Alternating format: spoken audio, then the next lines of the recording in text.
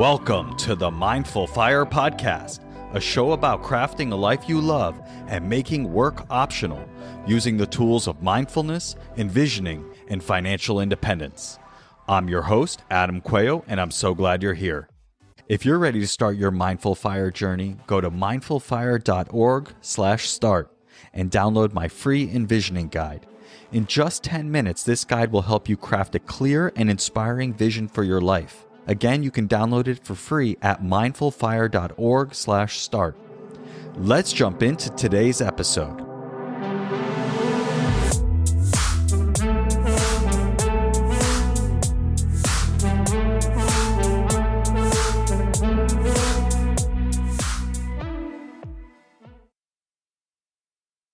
Nirav, welcome back to the Mindful Fire Podcast. I'm so thrilled to have you back.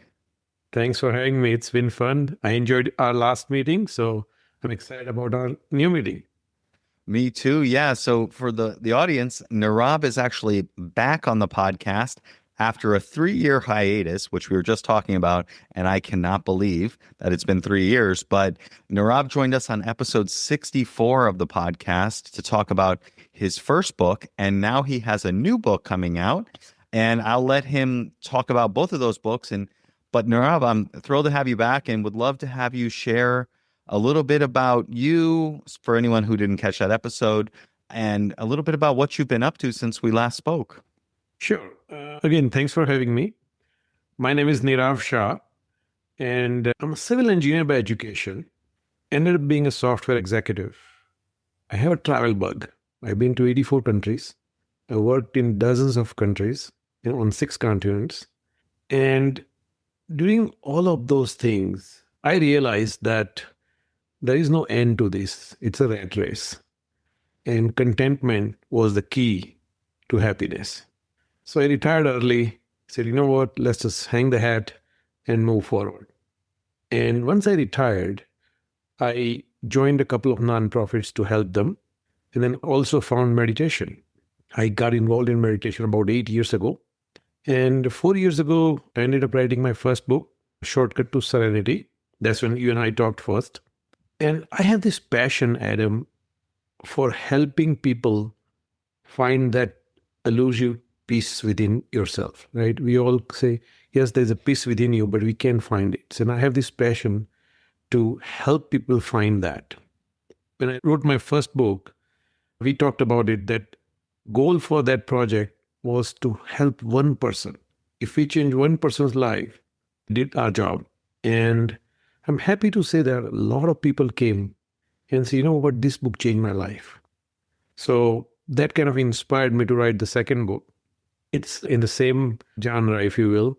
It's called the Serenity Blueprint, right? How to find peace regardless of what happens outside. And that's the key.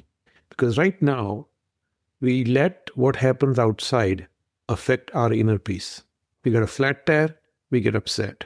It's okay to have a flat tire. It's not your problem, it's car's problem. You do what it takes to fix it. But let's not disturb our inner peace because of external condition. So that's been my passion. It's so great to hear how about the success of the first book, and how I love the goal of just helping a single person, right? If we set these ambitious goals of, want to help 1 million people, whatever, this and that, but ultimately it's all about just helping yourself and helping one person. Yep.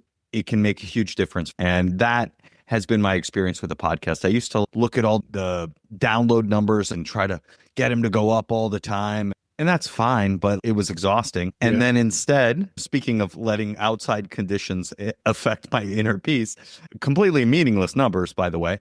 But when I focused instead on taking in the good, when people reach out and tell me, oh, I love this episode, or this workshop you did changed my life, all of those things, that one person means so much more than 1 million downloads and things like that. So it's cool that that was your goal, and sounds like it helped not only one person, but quite a few people in the process. So that's wonderful to hear. And as you mentioned, sometimes people come to you and say, it changed your life. Like in your case, someone attended your workshop and said, hey, it really changed my life. And all I tell them is that please pay it forward. If it helped you, try to help someone in a similar situation, because now you're in a position to say, I've been through it, I can help you. So that's all I ask. Please pay it forward. So Yeah, that's great.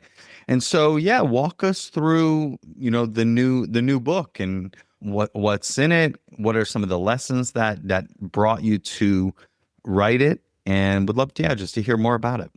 absolutely. So again, as you know, we are all learning, right, as we go along. So we learned few lessons from the first book. And based on that, I put together this second book in different sections. So we thought it would be good to start with a section on foundation of serenity, right? What it means to have positive outlook in life, right? And then we go into how happiness is an inside job. And give you an example. I don't know about you. You live in East Coast, so you also like pizza, I'm assuming. I But do. I love pizza. And you give me a slice of pizza, I'm in heaven, right? Second slice, I love it. The third slice I eat, I'm usually not too thrilled. Now, if I continue eating, if I eat 7, 8 slices, I'll throw up, right? So that tells me that if pizza was happiness, right, I would be happy with 10th, 11th, 12th, and 20th slice, but I'm not. So that means happiness is not outside. And that's just an example, right? Same thing goes for money, right? So happiness is an inside job. We talk about that we need to learn to go inside ourselves. And way to do that is to change our mind, right? Change your mind, change your world, right? I truly believe in that. And then I touch on something called, is money a drug? Let me kind of set this up. About a year or so ago, I was on a long flight and I'm watching this documentary about these people, the scientists are giving sugar to rats. And more sugar they gave them, more they got used to with it. And they needed more and more sugar to get stimulus. And that got me thinking, that is money a drug? So I started doing research. And if you think about it, right? When I first started, my first job, they gave me a $2 an hour raise. And I was thrilled, right? I was excited. At peak of my career, if somebody gave me $2 an hour raise, I would be insulted, right?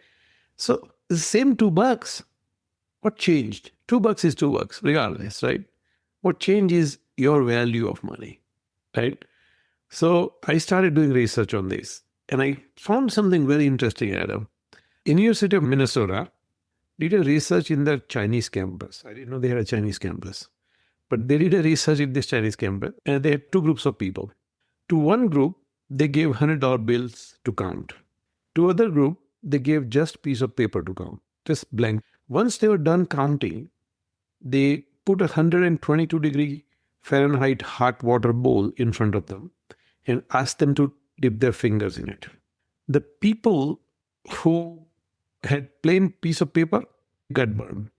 And people who were counting money didn't feel a thing. I was like, wow, that's kind of interesting. So then they did another study and, okay, let's have people with their loved ones and then have them put their fingers in hot water. Same thing, they didn't feel anything. So their conclusion was that people equate money with love. And I was like, wow, something totally different, right? So I was very fascinated by it. I started doing more and more research. If money is a drug, then can it be addictive? And there are obvious signs, right? Gambling and this and that. But I learned something unexpected, that excessive saving habits can be a form of money addiction. And that was news to me. Those who save excessively tend to believe that more money will bring more happiness. I was like, wow. And then I started getting deeper into it and found this book coined by a guy named Kabir Sehgal. And he found that money has similar effect on your brain as cocaine. So neuroeconomists, they did brain scans who were about to make money. And the results were staggering, right? According to him, those making money showed the same neurological response in their pleasure centers as those high on cocaine. Think about that. That is out of this world, right? I did not expect that. Pretty So interesting. that's kind of how I started. That's the first section of my book. Go ahead. No, it's very interesting. I mean, I've never done cocaine, but I have made a little bit of money. But I can relate to, especially in the entrepreneurial sense, right? Like if I get my paycheck at my W-2 job, that happens automatically. But if I earn money through my entrepreneur, I get super pumped. I'm like very excited. Yeah. So I could see that makes sense. Yeah, yeah. And that's the thing, right? When you're making a paycheck, and things have changed in a sense that we are in a digital world. You don't even see a paycheck anymore. Right. The money just goes in your bank account. So I'm assuming that that probably has reduced some of that. Like, as opposed to somebody actually gave you a paycheck, I'm sure it would have a different effect, right? I just don't know. But I think that would be an interesting study as well. In fact, they did that study with credit cards. This was 25, 30 years ago. Visa did a study and noticed that people who pay cash, and that's one of the reasons I try to pay cash with everything and not use credit card, as opposed to if you just swipe the credit card, whether it's a $2 or $200, the same signature, right? So you don't have an effect. I just spent a couple of $100, right? So it's quite interesting. It doesn't feel as real. Exactly. Got it. So you said you start the book with this idea that money is a drug. Yeah. And so kind of what was your take on that? So then I go about how much is enough, right? You and I had that discussion during last podcast. How much is enough? Because if you think about it, our expenses keep growing as we move up in life, if you will. We all want McMansions, right? We all want 3,000 square feet house. Do we really need a 3,000 square feet house, especially once kids are no longer at home, right? When kids are out of house, what do you need? And so I go into how much is enough, because I think that's the key to contentment. Wall Street has a number, you and I discussed that. But more importantly, we need to figure out that do we need to consume as much as we consume? Okay. Do we need that new iPhone 16, 8, 20, 25, whatever the heck number is now every year? It's their job to keep pushing on us. But I think we need to realize, I remember, I don't know about you, I remember cell phone lasting 4 or 5 years, right? Now they're designed that they'll start slow down in 2 years. Yeah. We consume so much. And I think it's the consumption keeps wanting us to make more and more and more. And that's what keeps us in the race. So the keeping up with the Joneses is what I'm trying to avoid. Go ahead. Got it. And I guess is the thesis that if money is a drug, you get a little money and you want more money because you need more and more money to keep getting the same good feeling or high in the sense of a drug. You get a little bit of the drug, your body reacts, you have a great time or whatever, and then you want more. And so is that kind of the thesis that you get a little money, you want more money? Yeah, and I go into something called life versus lifestyle. Why do you want more money? You want more money because you keep adding to your lifestyle. Instead of living your life, enjoying life, you're trying to enjoy lifestyle. And that's something you're never going to end chasing. If you keep going, it's keeping up with the Joneses syndrome. Because if you enjoy your life, you're happy with who you are, then you won't need that next big thing. You won't need the next best car. And if you don't need the next best car, then presumably you won't chase money as much. So I go into life versus lifestyle a little bit.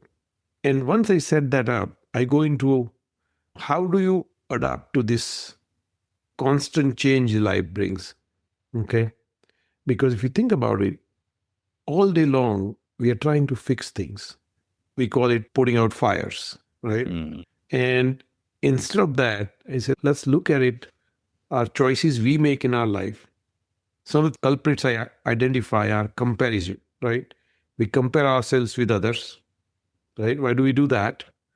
And then in general, people are afraid of uncertainty. So I talk about how we should embrace uncertainty, okay? And I'll give you an example. I know this guy, quite possibly he's the single most successful retail trader in the industry, financial. He has had days, he has made more money than Goldman Sachs. I'm not kidding you. Okay, he showed me his numbers. Okay. And I asked him, I interviewed him. I said, Mitch, tell me what it is that makes you successful when 99.99% of the retail people who try to day trade fail, right? They lose money. And he said something very interesting. He said, Nirav, I go into a day not expecting anything. I look at what the market brings and that's it. I'm not expecting market to go up. I'm not expecting market to go down. And I thought that was such a profound thing because if you look at everything in life, what disappoints us is expectations. Mm-hmm. You expected your spouse to take the trash out and he or she did it, right? Mm-hmm. Now you're upset. But if that expectation wasn't there, life's beautiful. That's a really good point and something I've been thinking a lot about, actually, because I teach this in my mastermind program, the Firestarter Mastermind, and in the workshops that I'm doing for companies, my Ask What's Possible workshop. Essentially, in both of those, I'm getting people to think really big about what they want for their life. Yeah. And to come up with a big vision for their life so that they can live into that next chapter, right? Whether it's as a team or as an individual who's looking to make the jump into early retirement. A lot of people don't know what they want. But at the same time, I also try to teach that there's a difference between a vision and expectations or a goal, right? And basically the difference in my mind is that an expectation is very rigid. It's very specific. It looks a certain way. It happens at a certain time. And if it doesn't go exactly like that, you're disappointed. And so it's very easy to set yourself up for failure.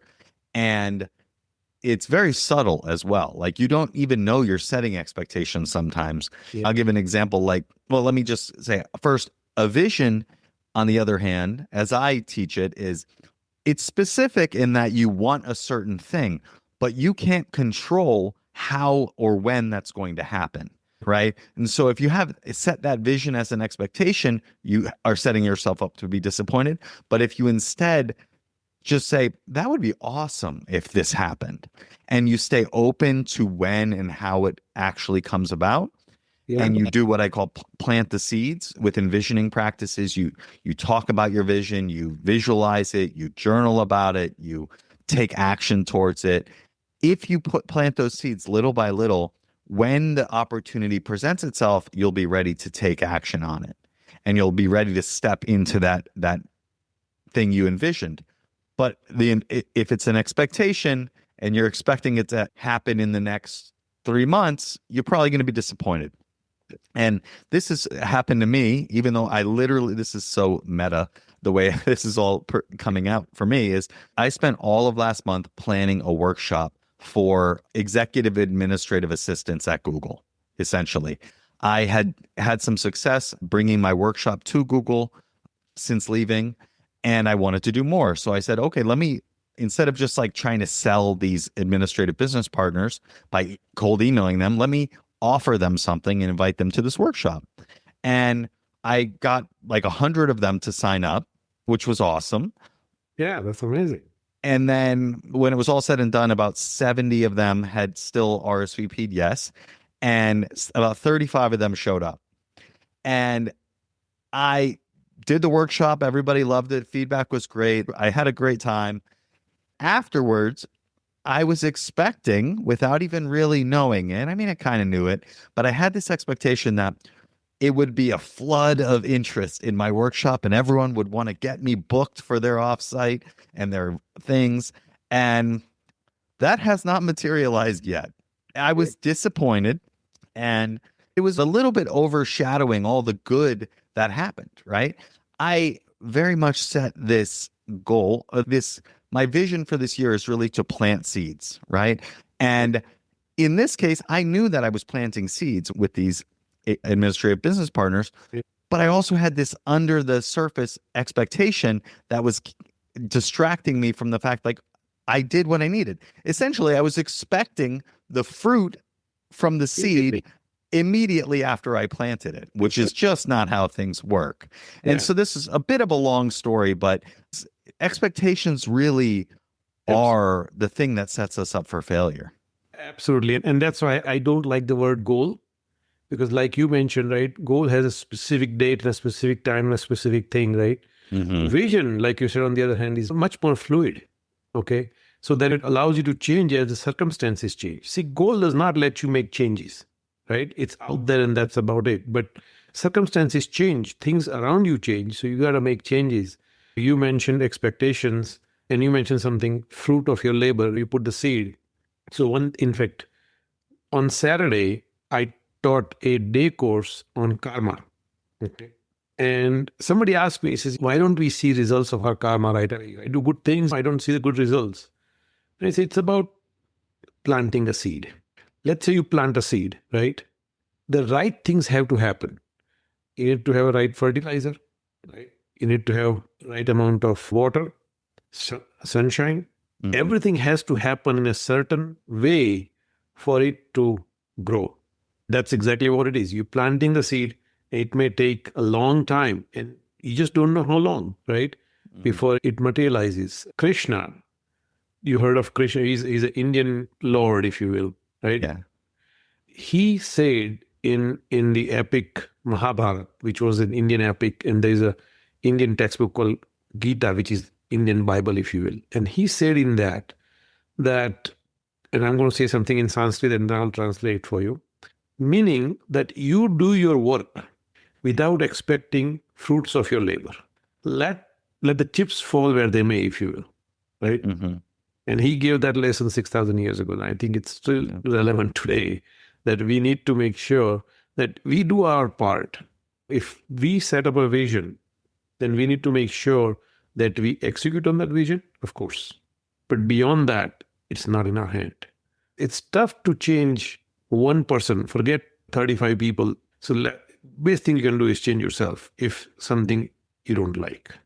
And something I talk about that in the book as well is that if we move away from self-focus, right? Freedom from self-consciousness, if you will, right? Because a lot of time people have what I call this victim mindset, right? There are people who always complain, they say, why me? And I found that people who ask why me are usually not happy. They tend to be miserable.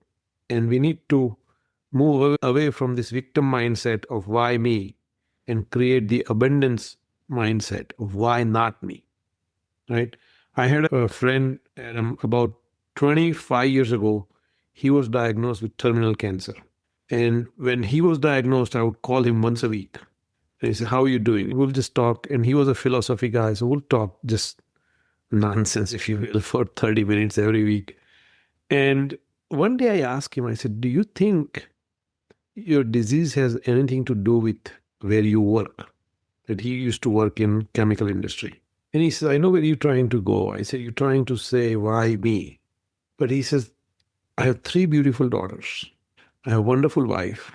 I have a great job, a nice house. And when I was having all of that, I never asked the question, why me? What right do I have now that I have this terminal cancer to ask why me? And I thought it was such a beautifully put, right?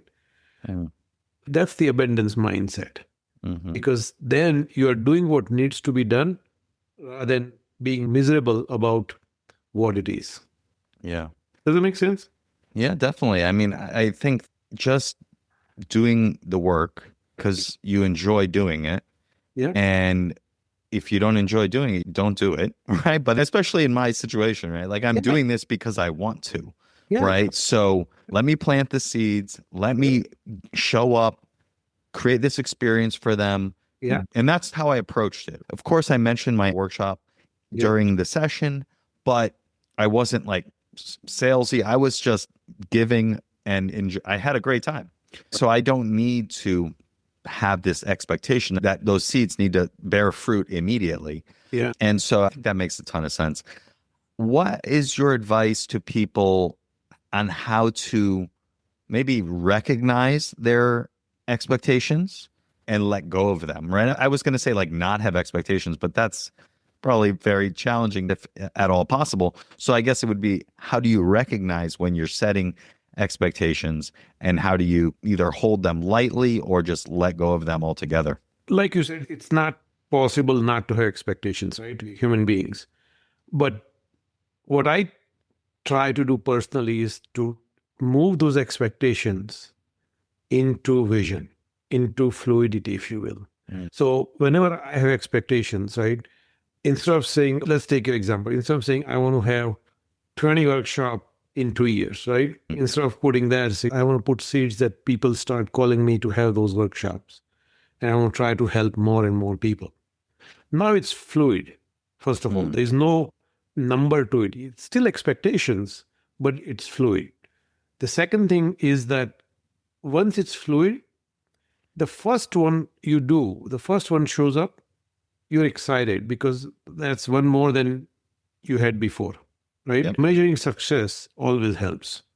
And then it's a domino effect. Somebody told me a long time ago, maybe 35 years ago, that especially for entrepreneurs, there are years when you just plant seeds and there are years when you harvest.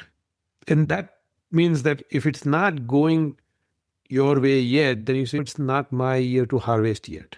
So it keeps you in the game without being disappointed that, hey, I didn't meet that 20 workshop expectation. Does that make sense? Yeah, absolutely. So it's kind of like get away from the specificity and the timeline being so rigid and move into kind of like, it would be great if this happened, right? Like I would love to see this happen.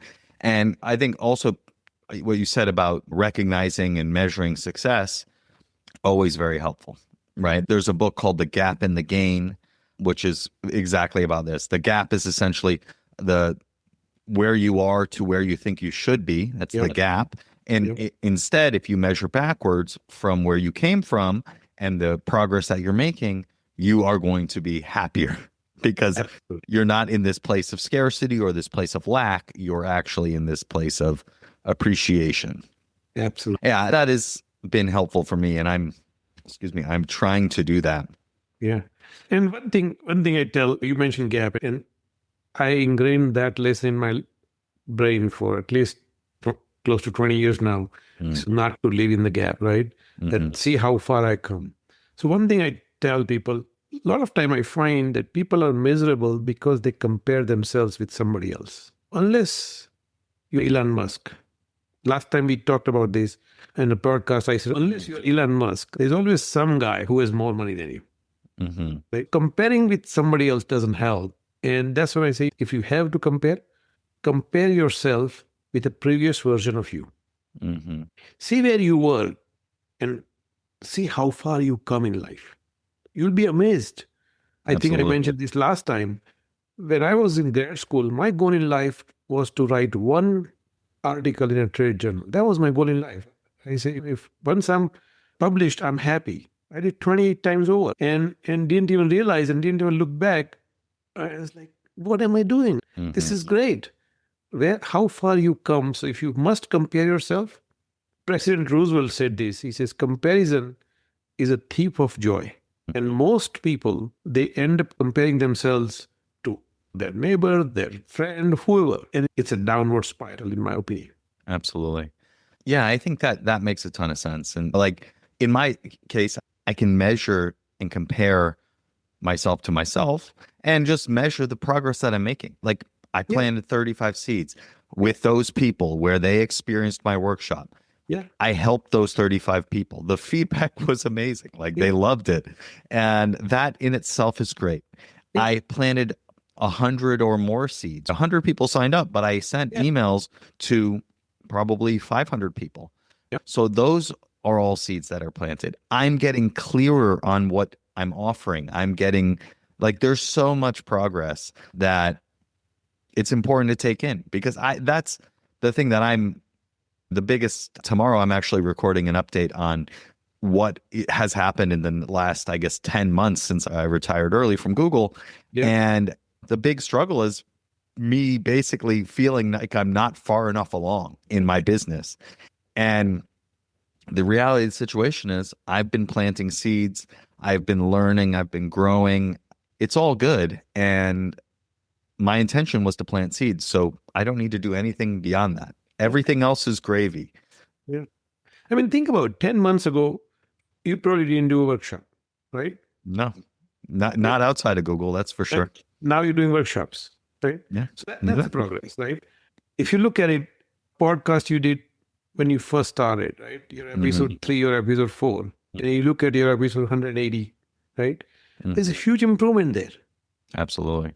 That's a progress, right? Yeah. So we start looking back at our own success, our own, and most importantly, and Adam, you must appreciate this, that you are home to spend time with your kids, which is a luxury for most people. Okay. Mm-hmm. Your 6-year-old is thrilled to see you when he comes home from school, right? Mm-hmm. Most people don't see them until like 6 at night. Yeah. I pick him up every day.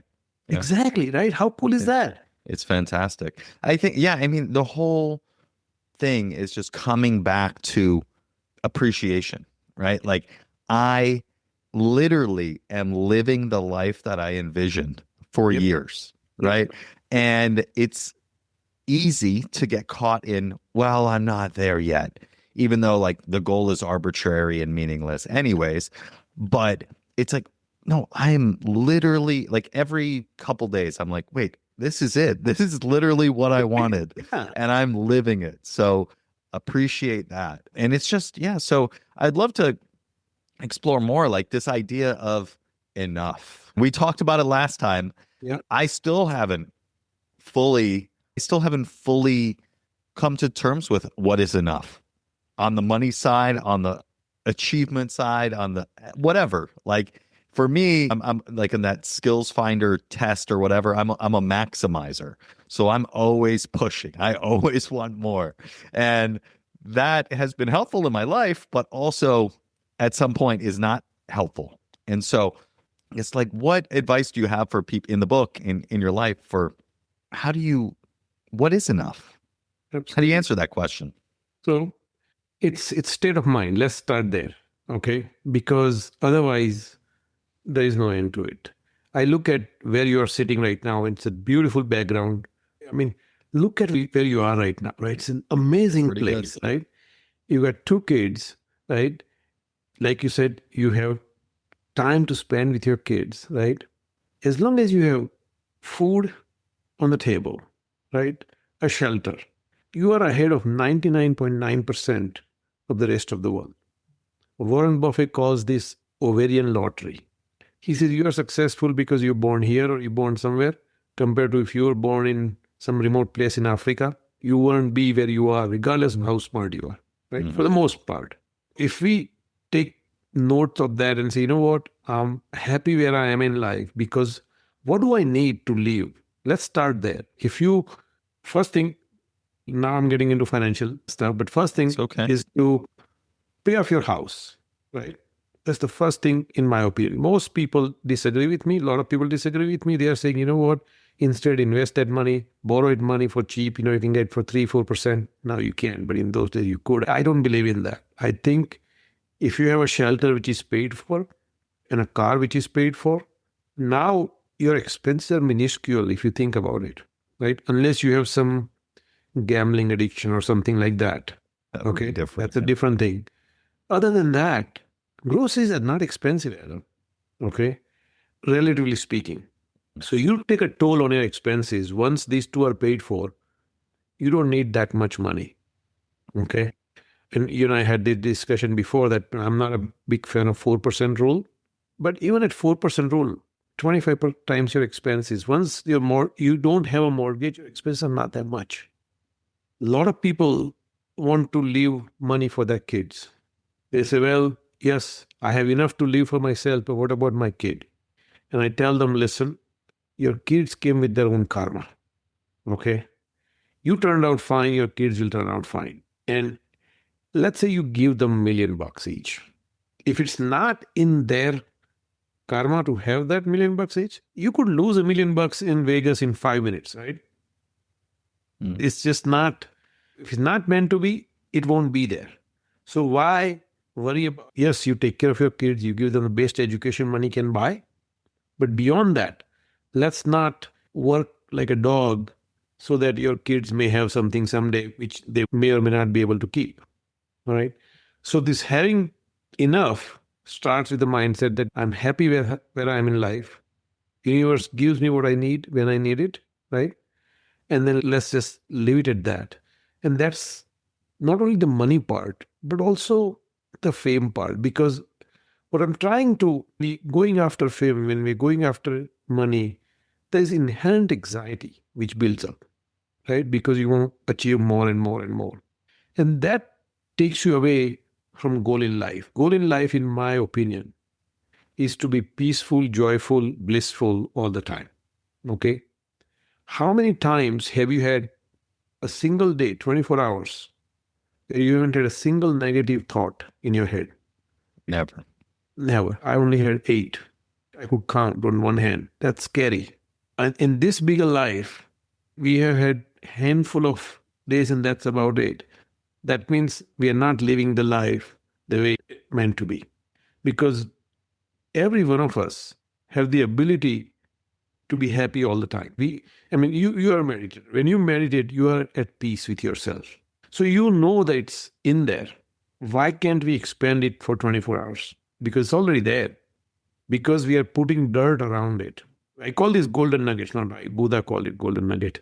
But it's a golden nugget which allows you to access this peace within you.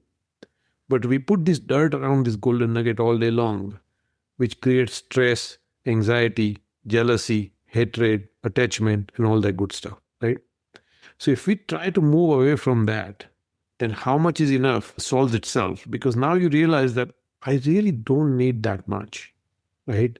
Because let's not chase for this elusive goal, right? Because again, did you read Elon Musk biography by Walter Isaacson? I read one of them.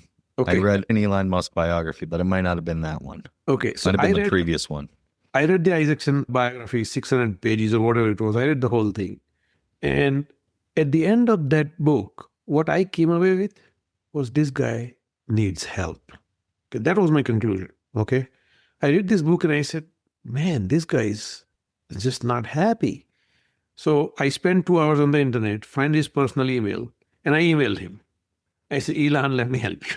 Did he take you up on it? He didn't take me up on it. Based on his current behavior, I don't think he took you up on it. Yeah. I said, 15 minutes, 3 times a week, and I can find you peace, right? And I said, I don't need money. I just want to help you. But he obviously didn't take me up. But the point is that if you keep chasing, look at it, right? Mm-hmm. In the history of the world, nobody had more money than Elon Musk, right? And he's not happy. So we know money can't buy us happiness. Sure. Right? He himself will tell you that he's not happy. Yeah. Right. So coming back to this, how much is enough context, right? Yeah. We need to realize that money is not going to buy us happiness, no matter what we end up chasing, right? So let's enjoy with what we have here and now, because life's fragile. That's the other thing we need to understand. We all know that we're going to die, but we don't think about we're going to die today, right? There's no guaranteed, right? I don't know, I'm sure you heard about this plane crash last week. Yeah. It crashed in my home state, okay, in India. I know people in that city where it crashed. One of my good friend, he was head of the department at a medical facility, which was just a mile from there, okay? Wow. Now his students died because plane crashed on a medical dorm, okay? Think about that. I was reading a Facebook post of one of the person on the plane died. They were so excited. Him and his wife and 2 kids, they were going to London for the first time. And they're like, here we come London, right? And he put this on Instagram or something. And he's no more. So life's fragile. So why wait to spend time with our loved ones, right? Why say, you know what? I'll take you to vacation, Tommy, next. We'll go fishing, next month or next year. This year, Daddy is really busy or whatever, right? Why do that? Why not spend? Because Tommy is going to remember my dad and I went fishing. Tommy is not going to remember my dad had $1 million. Okay. And that's a very important point. I think we need to realize that. One real quick thing. I saw this thing on my LinkedIn page. It showed up where a kid asks, Dad, how much money do you make an hour? And Dad says $100 or something. So he goes, finds his piggy bank, and he says, I don't know how much it is, but can you spend an hour with me? Right? Think about that. And I'm sure that's a joke or whatever, but that's how it's become for the most part. Yeah, no, I resonate a lot with all of that. And yeah, it's with me pursuing this business and all of this. And, I've gotten into a good rhythm with it and good balance, but I still My son is here. My younger son is here, like hanging out with our nanny, who's great and allows us to do things that we need to do. But like at some point, it's like I could just turn off the computer. I don't need to sit at the computer or writing emails or whatever I'm doing when my son is wanting to play, right? Yeah. Like it just, I don't need the money, right? Exactly. So it's finding a balance and kind of staying in check with the expectations versus the vision, right? It doesn't need to happen super quick. And what's happening super quick is my sons are growing up. That is happening super quick. And so it doesn't have to be sacrificing that for some goal. And if you enjoy the journey, right, don't Yeah. put stress on yourself. That's the other thing I keep telling my friends, that I'm not saying don't do it, but I'm saying don't put stress on yourself, right? Enjoy the journey, enjoy the process. Because if you say, okay, I'm going to enjoy it when I'm retired, and in your case, you're lucky. But a lot of people who are chasing this financial freedom, they are working 8, 10, 12, 15-hour days, right? Because they are saying, let me work this, let me put this effort right now, and then in 10 years, I'll enjoy it. 10 years, they may not have health to enjoy that. Kids grown up, kids are out of house, so you're not going to get that time back. So enjoy as much as you can right now. Don't put stress on yourself. Keep doing what you're doing, but let's not put stress on ourselves. That's what I'm saying. Yeah, no, I agree. So let's get back to the book and talk a little bit more on, I guess, first, like define serenity, and then like what are the daily practices or methods that you recommend to actually operationalize this, right? Because as I said, I understand all of this. I'm aware of it. I've taught some of it, and yet it's hard to do in practice. So tell me a little bit about kind of how you counsel people in the book on making this a daily practice. Absolutely. So the serenity to me means inner peace. To be peaceful, joyful, blissful at any given moment. To me is serenity. Regardless of what's going on outside, right? Somebody must be screaming. Doesn't matter. We just need to take. And then I go and break it down in the book as to what are different issues that may show up which disturbs our serenity. We talked about comparison is one thing people do all the time, victim mindset, right? And how do we get away from that, right? We talk about that. Then I talk about equanimity in relationships, because that's the big piece in serenity. If you think about it, right? If we keep our ego in check, right? And we talk about how to do that, right? It goes a long way in having a good relationship with everyone else, right? There's a disharmony amongst us, right? How to uproot that disharmony, right? We have people who disagree with each other all the time. How to be compassionate while disagreeing. And I'll give you an example in the book. My attorney from day one, right? When I started my business, him and I retired about the same time. And we became very good friends. So we meet once a quarter nowadays. And once we're sitting down and he says, Nirav, I love our quarterly meeting. And I'll tell you why. I said, why? And he says, well, everyone I know, my family, my friends, my social media feed, everything is an echo chamber. We all think the same way. We all believe in the same philosophy. Our political, religious, everything is the same. And when I sit down with you, I get a different perspective. And I like to understand how everyone else thinks, right? And we lost that in our society, right? We used to be able to talk to people. Now, families don't talk to each other just because their political perspective is different, right? I talk about how to be compassionate while disagreeing, right? We talk about forgive and forget.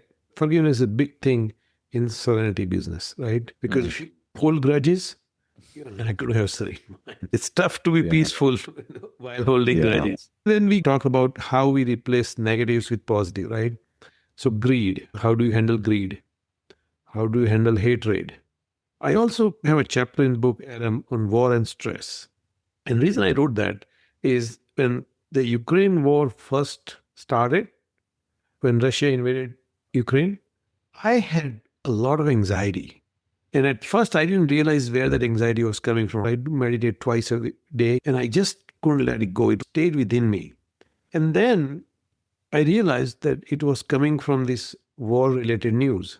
So I stopped consuming news, and within about one day, my anxiety went away. Yeah. So I did more research on how war, which again, we are not in an immediate war region, even then it brings anxiety to us.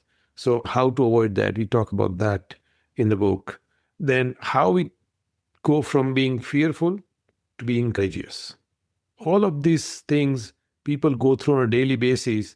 So I said, best way to teach serenity is to figure out what is an obstacle to serenity and then how to remove that on your daily practice, right?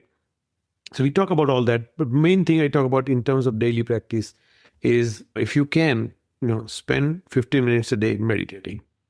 And I have guided meditations on my website, meditativeman.org. We have audio meditations, absolutely free.